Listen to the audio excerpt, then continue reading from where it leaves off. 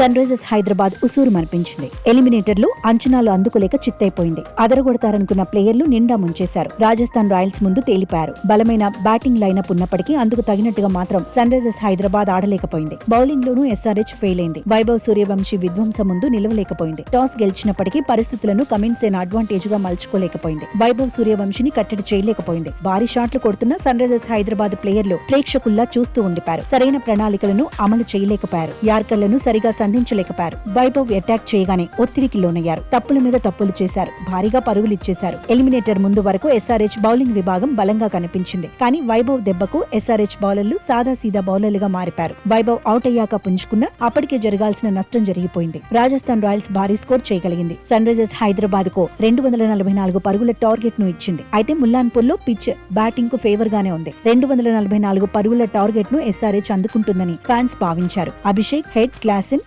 Nitish, Ishan hit అయితే తిరుగుండదనుకున్నారు. కానీ SRH బ్యాటర్లు flop అయ్యారు. దంచేస్తాడనుకున్న అభిషేక్ శర్మ తుస్సుమన్నాడు. పరుగుల ఖాతా కూడా తెరవకుండానే పెవిలియన్ చేరాడు. ఈ దశలో ఇషాన్ కిషన్ కాసేపు అంచనాలు పెంచాడు. ప్రత్యర్థి బౌలర్లపై అటాక్ చేశాడు. 300 స్ట్రైక్ రేట్ తో పరుగులు సాధించాడు. కానీ అదే జోరు కొనసాగించలేకపోయాడు. జోఫ్రా ఆర్చర్ కు వికెట్ సమర్పించుకున్నాడు. ఆ తర్వాత మరన్ రవిచంద్రన్ ఇలా వచ్చి అలా పెవిలియన్ చేరాడు. ట్రావిస్ హెడ్ కూడా బ్యాట్ ఎత్తేశాడు. సీజన్ లో నిలకడగా రాణించిన హెన్రిచ్ క్లాసెన్ ఎలిమినేటర్ లో మాత్రం విఫలమయ్యాడు. బ్యాటింగ్ భారాన్ని మోయలేకపోయాడు. 18 పరుగులకే పెవిలియన్ చేరాడు. నితీష్ కుమార్ రెడ్డి, సలీల్ అరోరా మాత్రం కాసేపు పోరాటం చేశారు. 7 ఓవర్లలోపే సగం వికెట్లు కోల్పోయినప్పటికీ సన్ రైజర్స్ హైదరాబాద్ 196 పరుగులు చేయగలిగింది. కానీ Travis head, Abhishek Sharma, Ishan Kishan, Heinrich Klaasen లో ఒక్కరు బిగ్ ఇన్నింగ్స్ ఆడిన పరిస్థితి మరోలా ఉండేదనే చర్చ జరుగుతోంది. లీగ్ దశలో రఫ్ ఆడించిన ప్లేయర్లు ఎలిమినేటర్ లో మాత్రం ఫ్లాప్ అవ్వడంపై ఫ్యాన్స్ డిసప్పాయింట్ అవుతున్నారు. హాట్ ఫేవరెట్ గా బరిలో దిగినప్పటికీ ఎలిమినేటర్ దశను ఎస్ఆర్హెచ్ దాటలేకపోయిందని ఫీల్ అవుతున్నారు.